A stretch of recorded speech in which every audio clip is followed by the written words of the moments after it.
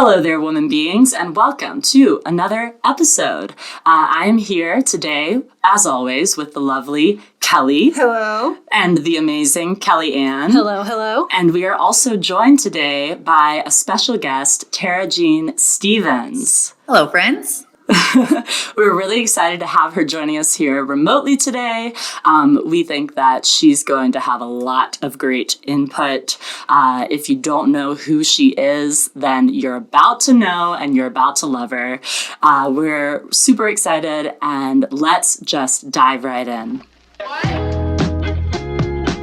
This is Woman Being, where we explore thoughts and opinions and have the freedom to change our minds. Without expectation or judgment, we will hold a safe space and support each other as we navigate together in the form of feminine. So, Tara Jean Stevens is here with us today.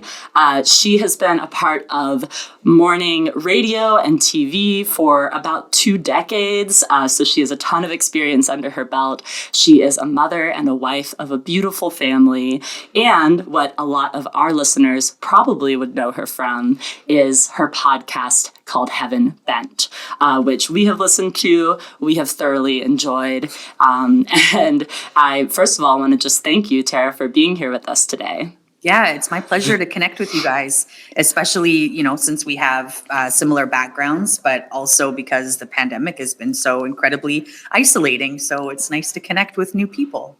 Yes, it's a huge definitely. honor to have you on, and very similar background. So I'm so interested to see how this conversation goes. Me too.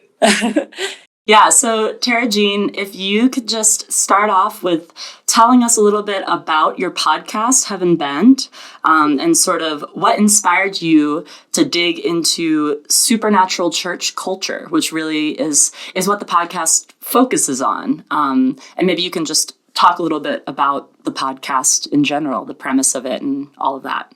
Yeah, well, like you guys, I come from the charismatic evangelical church. I was raised in a Pentecostal church up in Prince Rupert, British Columbia.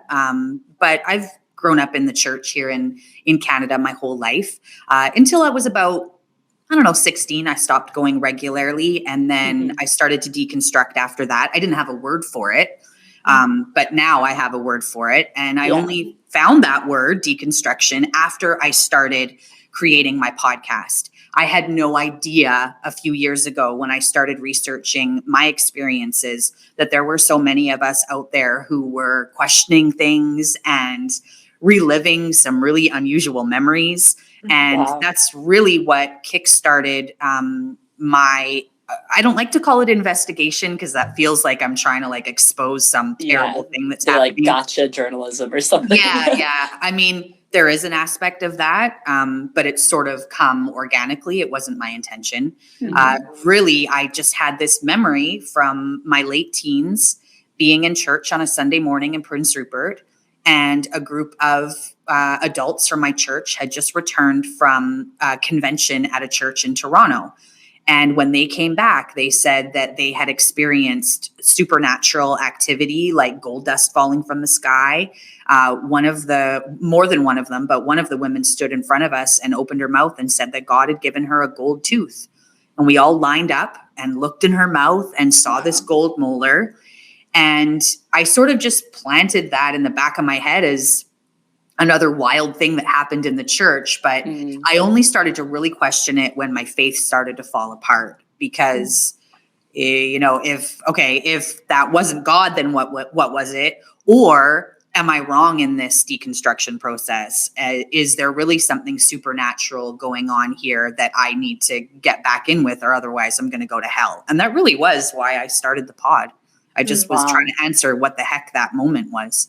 And so then you talk about sort of deconstruction and the podcast almost in some ways going hand in hand. And that's so interesting to me, hearing that it sort of gave you terms to put to what you had been experiencing and questioning.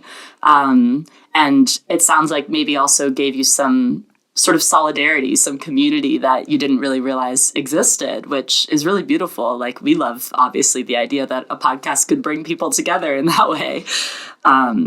But what caused you to start really questioning your faith and starting that deconstruction journey before you even really had terms to put to deconstruction as an idea? Yeah, I mean, I get asked this question a lot, and I think the more that I think about it and answer it, it gets like I can fine tune it even tighter to really specific moments, because I don't remember stopping going to church every day. When I was around 16 as being I didn't believe anymore. It was just because I wanted to have sex and not feel guilty about it, and I didn't. Obviously, you guys can totally relate with that. I can hear that. I was 16 and my hormones were taking over, and my boyfriend was in the church at the time. And I knew that we were getting to that point where I was going to lose my virginity, because we were just, it was heavy petting you can only do for so long. Right. Yeah. And I just had this impression, like, if I show up to church on Sunday afterwards, they're going to see it. They're going to be able, God will tell one of them what I did. And there's going to end up being this moment at the altar where they're praying for, it's going to be so embarrassing. And it was more of that kind of thing.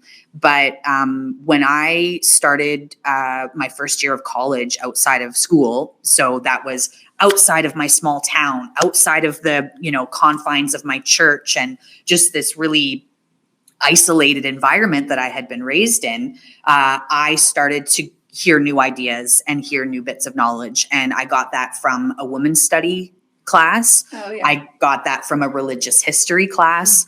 And I got that from a film study class. And it was actually, out of all those, the film study class that really started to crack things for me, because I learned about mythology.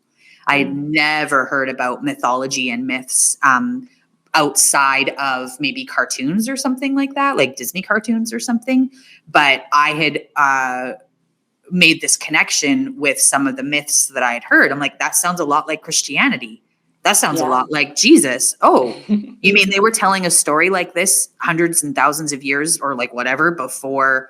What's going on right now? And so it was really that film study class and those three classes together that sort of started the process for me of questioning what I was raised to believe. Well, and one of the things I really appreciate about Heaven Bent is it's very clear that you sort of talk about your deconstruction journey and having a curiosity into like, what were those like, quote, supernatural things that I experienced? Were they supernatural? Weren't they supernatural?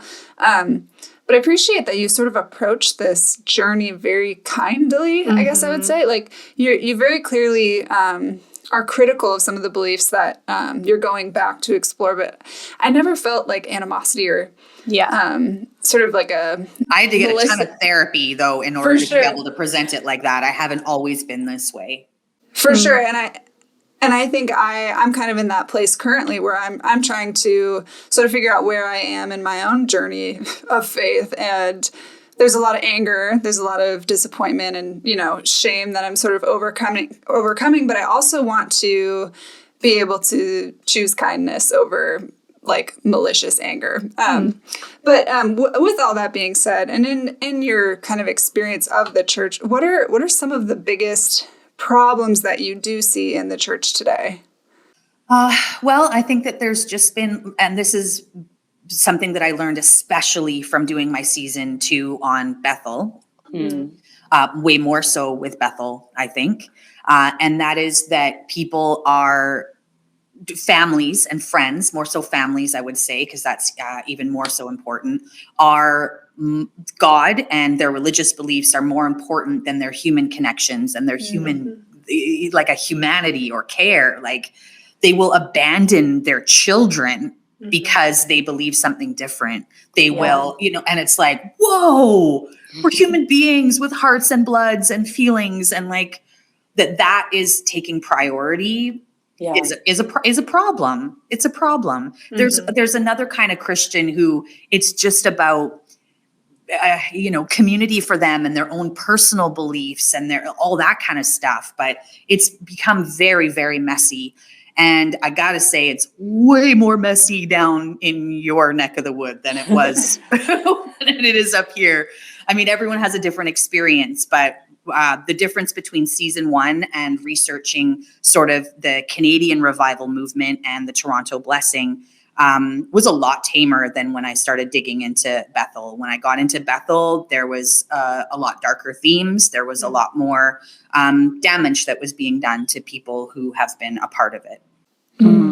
Yeah, actually, Emma and I were just having this conversation last night, sort of about the hierarchy of soul, essentially, like, because heaven is kind of the ultimate goal when it comes to the Christian faith, we sort of reject some of the earthly things that need to be handled. For example, like, yes, victim, please just forgive your rapist so that we can all move on and you can get to heaven because that's for your benefit. You're not able to forgive because you have a demon. Let's get the demon out. Yeah. Yeah.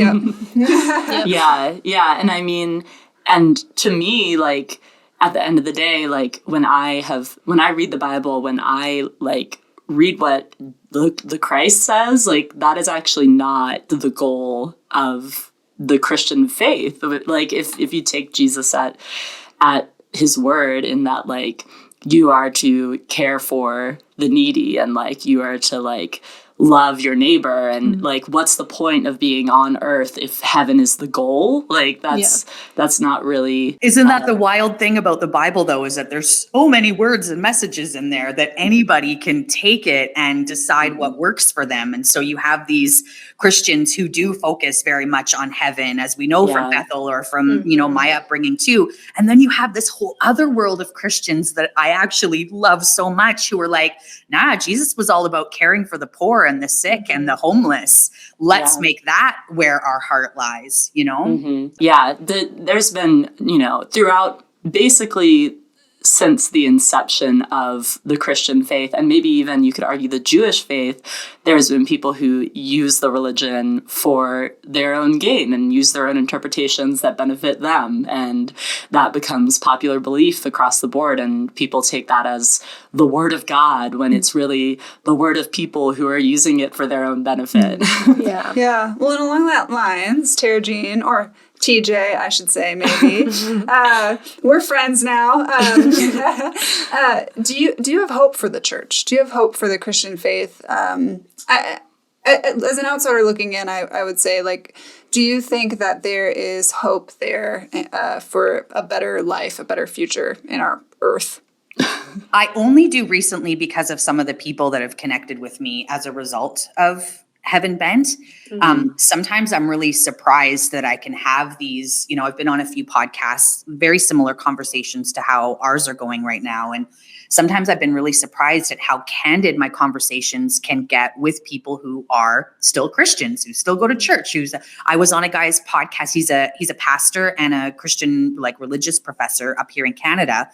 And he's so lit up by the fact that I'm challenging everything he believes. He's like excited. He's so excited by it. And I'm sitting here going, what is going on? And it's moments like that that give me hope that something good could still come from the church. But when I even start to talk about that anger inside me that I've dealt with, a lot of therapy starts to rise up again, which is, but I don't believe that that's right. I don't believe that this is based in truth anymore. So why am I pretending with this person right now that what they're believing is real? Like, they're believing something that is absolutely based in, like, mythology and historic, it's not real. Like, what are we talking about right now? Like, it just starts to really frustrate me and make me sad and embarrassed.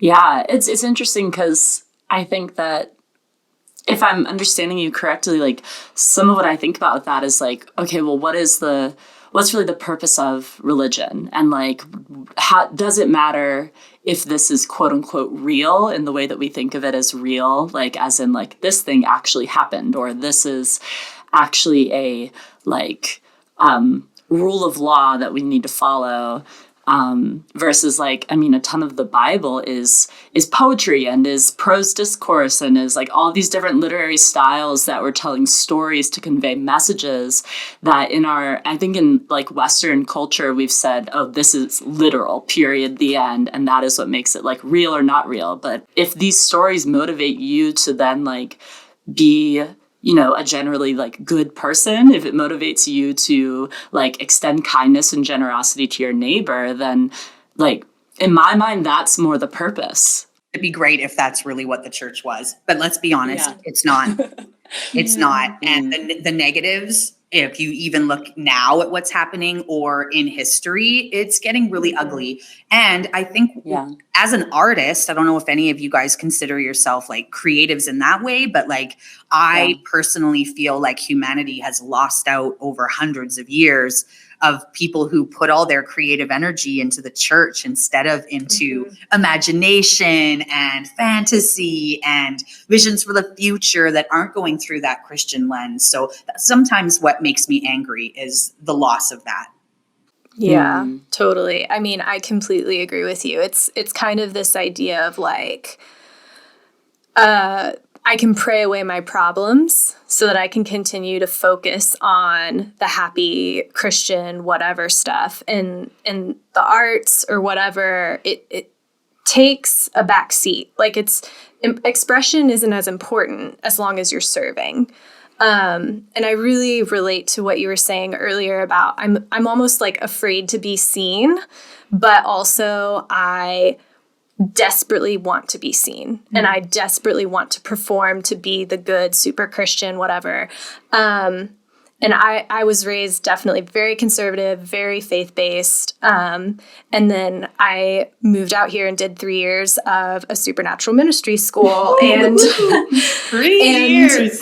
3 years. Oh boy. And as I've stepped back and like started to deconstruct, I mean, it's very painful, right? You feel like, who am I? Where am I? What have I been doing?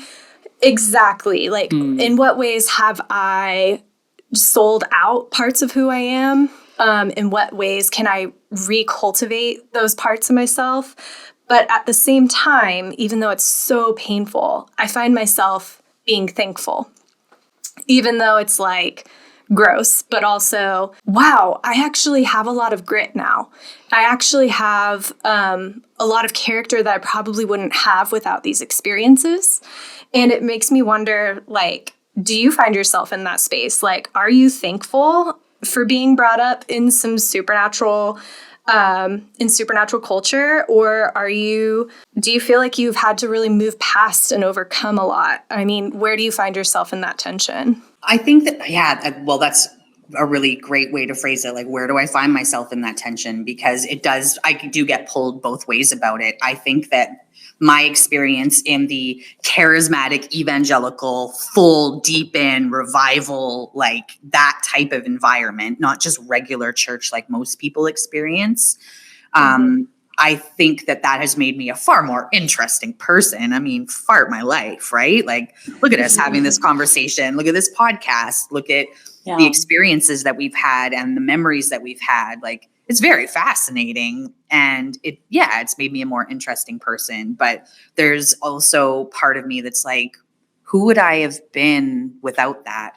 What would I have learned and accomplished without having spent my time on those things? But whatever. I mean, it's not that I live in regret. I think that I think it really, if I have to focus in on what makes me so angry, it's actually just my education, because I was in the youth group, I was in the church, but I was also in the small Christian school within the church until I was through grade 10. And so still to this day, I struggle to comprehend certain things that back then we would have considered secular, like evolution and all that kind of stuff. Like, it's like, oh, my brain's broken. I think I'm a pretty smart person. I wonder what I would have done if I had actually been fed things that were factual instead of only learning things from history that could be presented through the filter of the church. Like, we only learned about things that monks invented. Let's like, like what? Wow. And I mean, that actually, a really extreme example of that kind of thing that makes me think of is, have you heard of the book Educated by another Tara Westover? No. Oh, it's so good. So it's a really good book. We actually did a review of that book on the podcast. If you want to check it out. If you want to check it out, listeners /Tara. It in that book, it's detailing the life of this woman who grew up in a hyper conservative, isolated Mormon home, and how she sort of like breaks out of that and essentially self-educates, puts herself through college, eventually goes to Oxford and Yale. She gets to Yale and Oxford. Oh, wow. Okay. Because remember, she goes to England and she does all the education. She's Wow, hey? yes, so intelligent after years and years of like sort of homeschooling, but essentially no education. And one of the things she talks about is like when she first like started taking history classes in college, they would reference things like the Holocaust, and she would have no idea what they're talking about.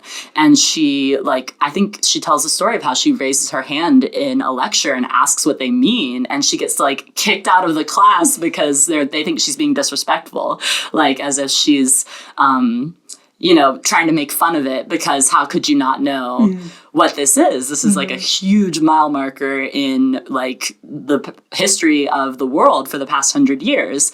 And that's obviously a very extreme example, but I think that there's a lot of deficit in like Christian education and the way that people who are brought up in that, they miss out on a lot of things. Yeah. I do want to add though, like shout out to the teachers who have had, like, for example, let's say my biology teacher who, when I transferred from the Christian school, I've been in the Christian school pretty much my entire education, incredibly isolated. And then I finally convinced my parents in grade 11 to let me go to the public school because they had a drama program and I really wanted to be in theater. And so they let me. And so when I showed up in grade 11 biology and had, I mean, probably a grade 6 type of science understanding, and he started teaching about evolution, I was so cocky in that moment, whatever I was, 16, 17 years old, I would put my hand up and tell him he was wrong in front of all these new people. Like, and I was just this weirdo girl who showed up from the weird Christian school down the street. Like I was a weirdo. And this man, I should send him an email and thank him, because I failed biology 11 twice and he still fudged my numbers at the end and let me graduate because he knew there was no hope for me in that time in my life. He could have ruined my chances of moving on to college the next year just out of spite. He probably didn't want me back in his class is what he had to do with, but I consider it an act of kindness. Yeah, definitely. Like that's definitely something that like a teacher doesn't necessarily have to do, and that like you recognize that you are coming from such a radically different perspective. And I mean, in some ways, I don't know if this is too harsh of a word for what you would say you had, but like in some ways someone would see that as almost like brainwashing. Like you've essentially just been fed all of these things that are not really true scientifically. But that's when we bring up this conversation, and I think this is a lot of the time at the heart for a lot of us, and I'm sure you guys can relate, is that I don't go back and think of these people who taught me things as these nefarious human beings that were selfish and just trying to get what they want, and they believed. I think 99% of the people in my life, in my Christian walk, in my Christian upbringing, all those adults in the church, that raised me, I don't think there's a single one of them that is, evil or bad or anything. I think they just believed. They believed in their heart. And why, if you really, it's almost like Christians who, I remember this one time, like I had, when my kids were really young and I was in a sushi restaurant and this woman sat down beside me. She looked at me and she had, the face of Christians who believe. Yeah. Oh, the face. They're so shiny. And you're like, they're so shiny. And it's very, like, we all had that face. I'm sure you guys had it at Bethel probably even more than I did in my teens. But I think for you, when you're in it, you think you're just like conveying the love of Jesus, but it's actually incredibly obnoxious. Yes. Yeah. It's I was super obnoxious. Yeah. Right. Because you know the secret. Yes. Yeah. I look back and I'm still kind of in that phase of like trying to just figure it out. I have no idea where I've landed. I'm very much floating right now, but I look back at some of the things I was so certain of. And the way that I tried to convey it to the people around me that I cared deeply about. I was just an ass. A very arrogant ass. Well, this woman in the sushi restaurant, like I didn't know her at all. And she just came up to me and started to attempt to minister to me to see if me and my young family wanted to come to church with her. And, she just said, I just saw you sitting here. And she said, I just thought maybe you don't know about the truth. And I could not leave this restaurant without telling you. And I just thought, but that is a true Christian. Right? Yeah. Like that is someone who honestly, like I almost respect the Christians who believe it and do go full force, like at Bethel. And so I almost respect them more than the ones who say they believe it and go to church once a week or once a month. And like, how does my mother, who she doesn't talk about it anymore, but she's still a Christian. How does she even handle the fact that I'm not a Christian anymore? How does she go through life knowing that in her heart, like, I'm going to go to hell if I died in a car accident today? Mm-hmm. Like, and that's why I doubt that a lot of people really believe what we're talking about. Because how could you just go through life thinking that would That's happen? hefty. Yeah, I mean, I remember I converted into Christianity when I was in high school, and I really genuinely agonized over my parents' salvation, in feeling like these people that I love so much I think that they are going to hell. That was such a. Yeah, and it actually, honestly, it caused a lot of conflict and strife in my relationship with my parents, and caused a lot of division. And I think I won't go fully into it, but just as my concepts of hell and what salvation really means have changed and morphed over the years, I finally feel so much more liberated in having. Because I still consider myself to have faith and would call myself a Christian, but I think a lot of Christians maybe wouldn't call me a Christian because of a lot of things I believe.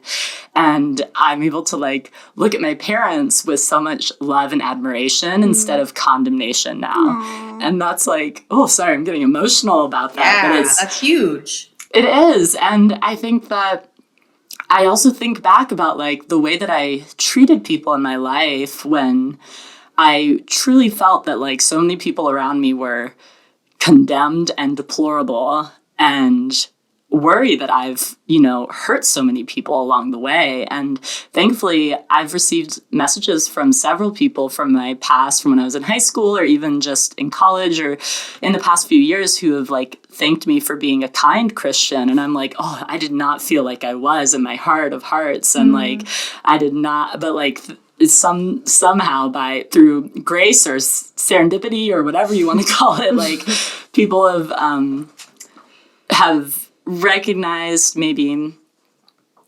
some semblance of goodness and kindness. Yeah. But that's definitely something that I've struggled with, in reshaping what Christianity means to me, looking back and sort of regretting some of the ways that I acted as a Christian. All this to say, there's a lot of potential, I think, for regret, for, I think, just reflecting on the past. And I think in some ways, I at least have to remember to cut myself some slack and remember that I was young and naive, and that people make mistakes, even if they aren't, part of a very intense faith. And that is somewhat helpful to me to remember. But TJ, I am curious if you could go back to, the years when things felt confusing for you, and you were beginning to deconstruct and pull these things apart. What would you say to yourself? Just keep going. Just keep going. Just keep asking questions. Keep talking to new people. If something, anything that was really felt wrong to me, it was wrong. I didn't have, for a huge one for me is I'm straight as a bone, but I am a, LGBTQ ally hardcore. And that is because I feel like I need to make amends for the environment that I was raised in. I don't feel like I ever got to a point where I personally did anything against a gay person or said anything to anyone, but I sat in church services especially at summer camp, where there was some incredibly damaging anti-gay propaganda, films and speech that was presented to us. And I feel, I don't know if the word is like guilty, but like I just want to make amends for the fact that I was sitting there. I was way too young to say anything different at the time. I didn't know it was wrong at the time. I only knew it was wrong when I moved to the city and met my first gay friend. And I was like, oh, you're not this evil, not terrible, like a demon. disgusting person. Yeah, you don't have a demon in you. You just like nice clothes. Like what? What? You like to trim your eyebrows. Like you're like, I don't know. Like it was just like these normal people. I still feel the need though to again like make amends for that, and that's part of what my podcast is too. Yeah, I think it's I feel that a lot too. Like sort of that desire to love people better somehow.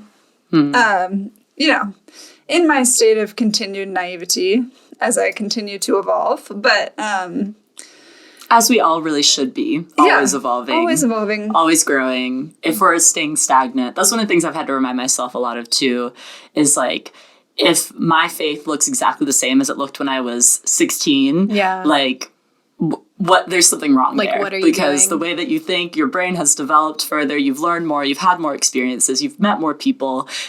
Things have to change. And like the way that you think about the world has to change, or else you're stuck with the mindset of a 16-year-old, which like that's not what maturity is. That's not what growing is. And you're a less competent human at the end of the day.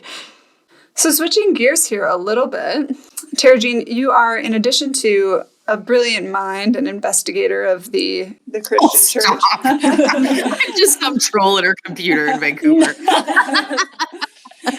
A brilliant troll. You're also a woman who has worked in media for 20 plus years, a long time.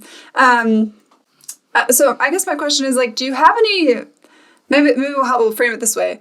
What are kind of the asshole moments that you've come up against in terms of being a woman, having, a potential glass ceiling over your head in all the ways that you've moved to succeed and grow and be successful in your career? And maybe what are some of those asshole moments that you've experienced maybe as you were investigating the Toronto Blessing and Bethel Church due to your gender? What's funny is like this is kind of like triggering for me, just a conversation I had with someone recently about what it was like to be raised in the church as a young woman and all the things that we hear about our bodies and our behavior and what we should do with our lives. And, I really had this impression when I was young that, considering what my talents are, which is performing and storytelling and presenting, sort of hosting, that kind of thing. I always had this impression like I was going to wind up being a televangelist wife. I was going to have some new kind of, like what I saw on the Trinity Broadcasting Network on the satellite dish in my house when I was growing up. Or, up here in Canada, we had the show called 100 Huntley Street that was on every morning. And I thought, I'll be like a Christian reporter, or my mom always wanted me to go to YWAM and get involved with that. And I did do all those things to like not go to YWAM or whatever, but I did end up with a TV show. I did end up reporting. I did end up doing all those things in spite of, being told in some way or the other that, women were like, I always thought I was going to be the wife. Do you know what I mean? Yeah. But I'm not. That, like modifier on the end. Yeah. But that's not what happened at all. I have stripped away the Christian context to my career and passion, and that same sort of thing has come up. But I always wonder about like, I don't know about like the asshole moments, but like I'm just very grateful, I think, that somehow I made it through growing up in the church, and I have always felt very positive about my body and my abilities as a woman. And I think it almost backfired this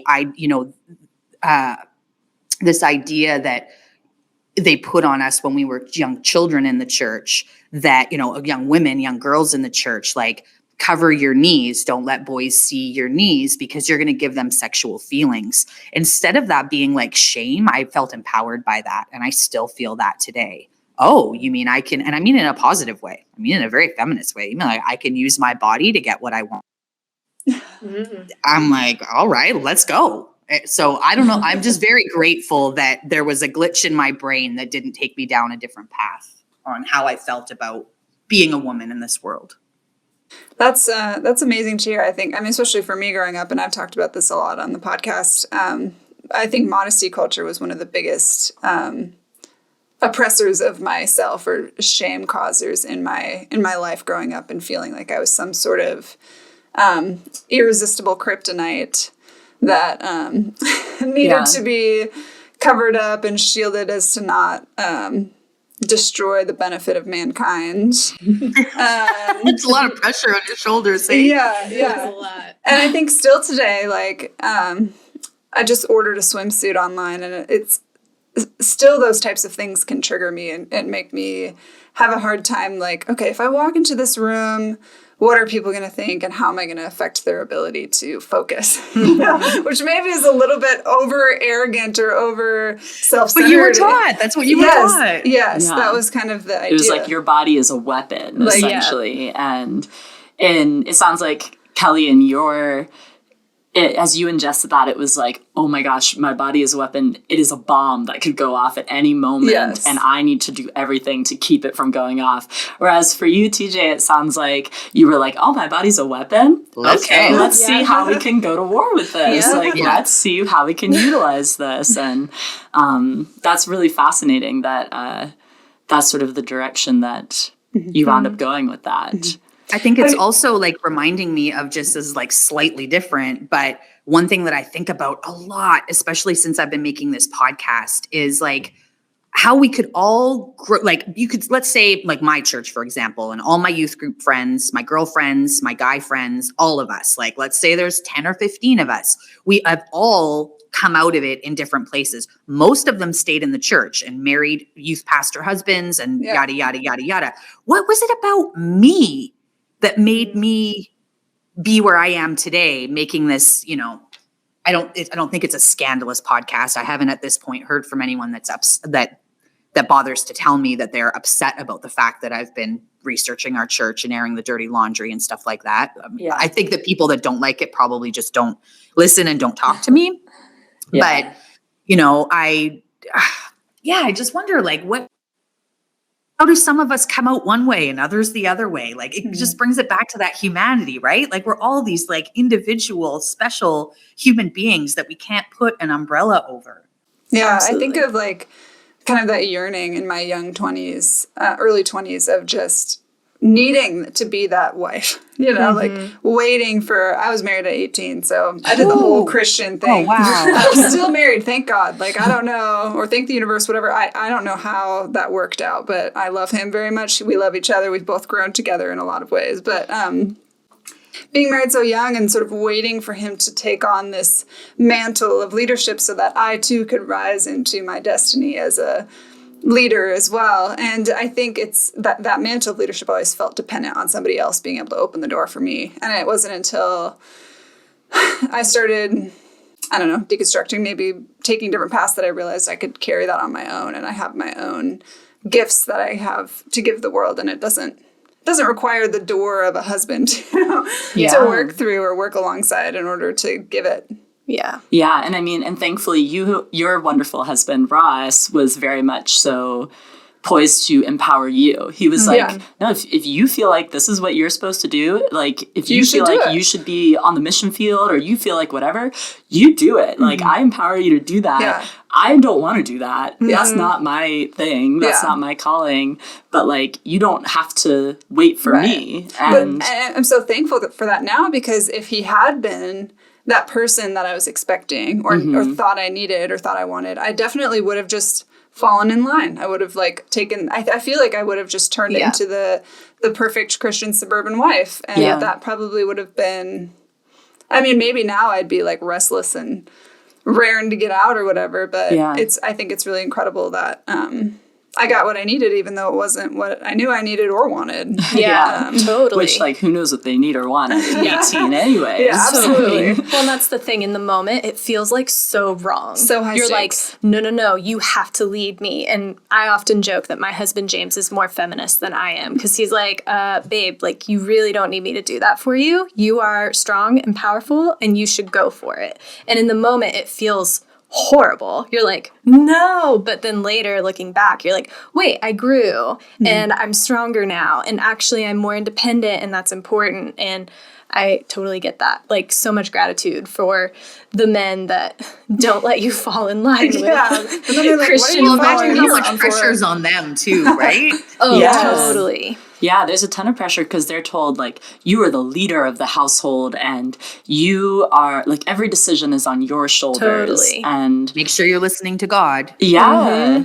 Don't hear wrong. You are essentially the priest for the family, the ambassador of God for the family. And that is a lot of pressure. And I think too about a female pastor that I was listening to recently who talked about how she was told her whole life essentially that she needed the covering of a man in order to sort of like speak in front of a church or have different leadership positions. And she'd always seen these women who they were like, don't worry, it's okay for me to be up here in front of all of you because I have the covering of my father or I have the covering of my husband. And it's essentially saying I have their permission. They've said it's okay for me to do this. And that blew my mind because I had never heard of that concept.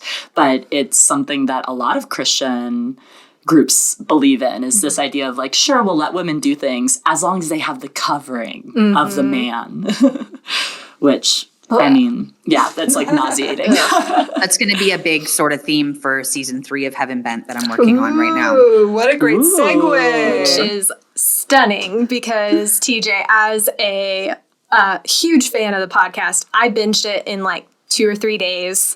That's so wild when I over hear a about weekend. people binging. Oh my gosh. so crazy. I couldn't pause it, couldn't stop it. I was like, James, you got to listen to this shit. It's crazy. And then I went to work and I work with a lot of people that have been around Bethel and told almost everyone there, like, you have to listen to this podcast. It's insane. It's awesome. They're just like, oh, okay. And then like later that week, those people came back to work. We're like, oh my gosh, I binged it. And I was like, I know. So you've covered the Toronto Blessing. You talked about Bethel. What areas of the church, other than the permission of men, are you exploring? If you could give us a little bit of a teaser. Yeah. I'll give you a pretty chunky tease too, because I don't really get to talk about this too often. So I'm actually working on 2 future seasons right now. Wow. So season 3 and season 4. Season 4 is more directly connected to our world that we've been talking about. It's more of a through line from season 1. So season 1, the Toronto Blessing, the revival starts there. Season 2, it spreads to Reading. We get Bill Johnson and the whole crew and your experience with, Bethel School of Supernatural Ministry. And then what is at this point, I feel like, don't quote me on this because we're listening now, but it may change in the future. But right now it's going to be season 4. I've started already. It's going to be on IHOP, Kansas City. Okay. Okay. So Yeah. International House of Prayer. Mike Bickle. Mike Bickle, the whole, the prophetic world, all of that kind of stuff. And the reason why I'm doing that is because so many people from that world have requested that I dive in. And when I started to dive in, I realized that there is a lot of wonky stuff that's been going on there for quite a few years. I can't believe something could feel like it gets darker than it did at Bethel. But I'm pretty deep into it. But it's such a beast that I just feel like I'm going to need to take some time with it. But if anyone, I know there's a lot of people who, went back and forth or, from IHOP to Bethel or whatever. So if there's anyone listening that has a story to share or wants to connect me with anyone from that world, you can feel free to reach out. But season 3, the one that I'm more actively working on right now, actually takes us to a network of Pentecostal churches in the American South. And it's, so we're going to be in Nashville, Tennessee, Kentucky, lots of like original recordings of praise and worship music going back, decades and decades, the history of women in the church down there. And this particular network of churches that I tell the story of, they were very, very, very forward thinking in regards to women leaders. So it ends up, creating quite a bit of drama for the podcast. And there's some pretty dark stuff in this one as well. And these churches were also impacted by the same revival movements that impacted our lives. So, the Toronto Blessing movement ended up sort of triggering or had something to do with Brownsville in Florida. That made its way to the American South too. So we're all connected, right? We're all connected and in this same world. But I think with season 3, I really do tackle being a woman in the church, being a woman in the Pentecostal evangelical world, and what that means and how we've been impacted. Wow. I can't wait. I am on the edge of my seat. That's I can't wait to share it with you guys because it's so isolating. I just want to get it out there. Yeah. Some really great audio, though. I can't wait to share it with you guys. But also another thing that triggers in my mind as you talk about like women in these like more charismatic churches in the South is, are you familiar with Gwen Shamblin? It sounds familiar, but I don't know. She was a huge like female pastor figure in Tennessee.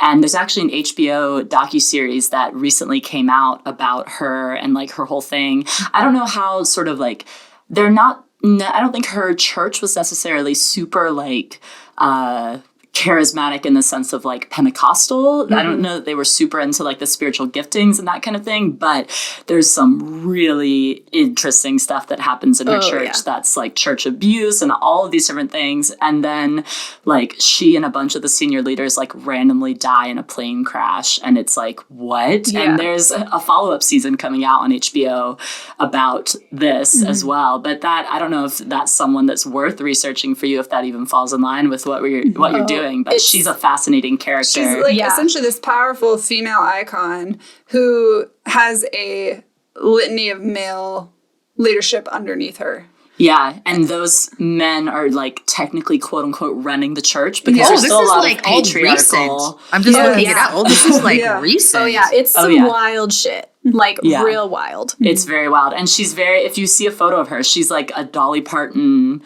like look-alike. Oh my gosh, I totally know who she is. Yes. Dolly wants her hair. Let's get real. Yeah. So that's a fascinating.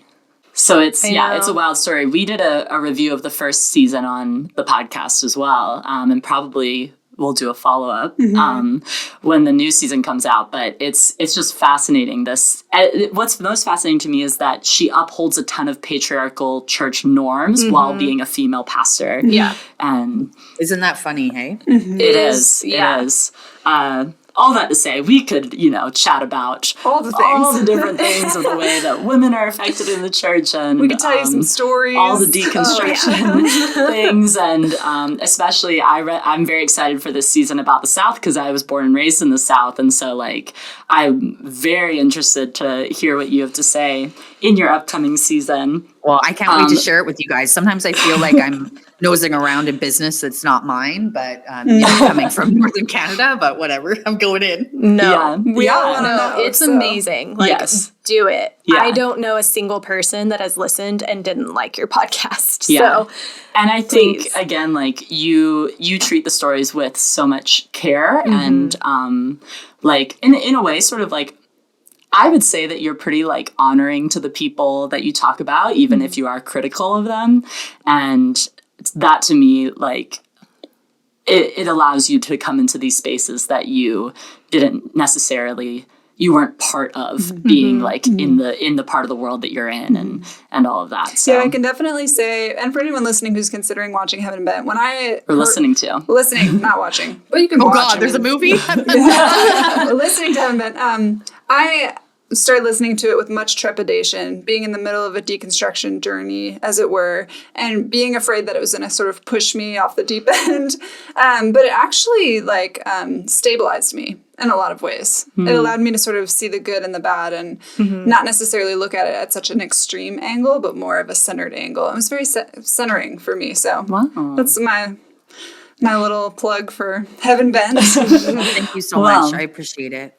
Yeah. So all that to say, we want to hit you with one last question that we ask all of our guests that is very open-ended, very up for interpretation, but it's, part of what we do here at Woman Being. We want to know, TJ, what does the phrase, the collection of words, woman being, mean to you when you hear that? Creator. It's just creation to me. It's, not just our ability as women to give birth, but that we are of our own accord able to express ourselves and build things and make things happen of our own accord, without, as we talked about, that covering that we were raised to believe we needed in order to move forward. That's my gut reaction for sure. I like that. Yeah, that's beautiful. And I mean, women create literally. And so I think that that's one of the things that I think that women are so inherently creative, and all of us have more generic vocations within the quote unquote creative field. But I think that women outpour creation and creativity in everything that they do. And that's one of the things that I love about womanhood. But so TJ, as people are, diving into deconstruction, as people are learning about the church and Christianity and all the different things that come along with that, besides, obviously, your wonderful podcast, Heaven Bent, are there any resources that you have for the people or resources that have helped you along the way? Yeah, I mean, I think that the best thing that I can serve up is maybe just the very first piece of literature or text that started me on my deconstruction process. And it was back in that film studies class that I took right out of high school, where I first started to go, wait a second, there's other ideas out there and other ways of thinking about things. And it's Man and His Symbols is the book. And it really it's by Carl Jung. And he, dives into dreams and mythology and symbols and what they mean in our life and how they've evolved over time. And it really did make the first big crack for me in being able to understand that there was something else out there. Because when we are raised in such a fundamental environment, it makes it very hard to consider other things. I am not a Christian anymore. I will never be a Christian ever again. That is not part of my life. There's no way I could go back on that ever. And yet still to this day, as a 42-year-old woman, I can't do a down dog in yoga without thinking that I'm presenting to the devil. It is, do you know what I mean? It's still there. I can't, I have no religion in my life. I struggle to have spirituality in my life because of the fundamental thoughts that were implanted that it was this way or evil. It was this way or the devil. And so I'm sort of caught in this middle point, and I'm going to keep, I'm going to keep telling myself to keep going, just like I want to tell you guys to keep going. Just keep going. Just keep asking questions. Be curious. Yeah. Really, I think that a curious and critical thinking mind is the best resource that you can have at the end of the day. So as the final bit in our in our series of closings, TJ, could you let the people know where they can follow you, where they can find you? Give us any plugs for anything else that you might be doing. Let the people know, because I know that they're going to want to find you after listening to our conversation. Yeah, I mean, well, with Heaven Bent, it's available on the Frequency Podcast Network. So you can find it on Spotify, you can find it on Apple and, podcasts and all that kind of stuff. I'm also on pretty much whatever your favorite social media platform is. You can either find me, Tara Jean Stevens, or Heaven Bent. So Facebook, Instagram, Twitter. I've been having some fun on TikTok too. I'm hoping, which is, a whole different kind of world. And I find that TikTok, there is a really vibrant, and Instagram too, but a really vibrant community of people who are connecting over their deconstruction. Yes. So if you're looking for ways to connect with other people and just be a part of that conversation, I would really recommend that. And then, a total twist on that. When we finish wrapping up here, I'm going to be hopping on the air for my radio show. So I am on the air from 2 to 6 Pacific time on Kiss Radio in Vancouver. And you can listen live at kissradio.ca. Amazing. Nice. Well, again, Tara Jean, thank you so much for joining us today. Oh, girls, you're the best. You're the best, really. You are. I feel like we just like really, really value your opinion, your perspective, and like you're such a breath of fresh air. And I feel like we connect over the spiritual plane with you a lot across I feel you.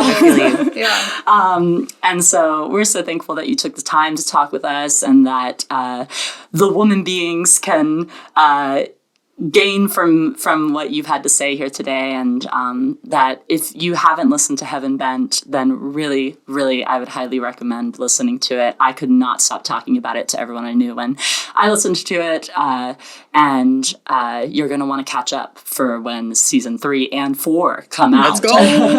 Yeah, but all that to say, you can also find us, the Woman Beings, across all the major podcasting platforms, Apple Podcasts, I forgot all the other ones instantly just now. Spotify, Amazon, Stitcher, all the above. We are on Instagram at Woman Being Podcast. We have a website, womanbeingcommunity.com. We have TikTok as well, which we sometimes feel like old millennials trying to figure it out, but we're trying. And you can find us on all those things. Be sure to leave us a review and interact with us on social media, because we love to hear from you. And let us know how much you love this episode with Tara Jean. Probably not as much as I did. Yeah. All that to say, I think that's everything. So Thank you, ladies. Thank you, Tara. We're going to wrap this up, and we will catch you guys next week.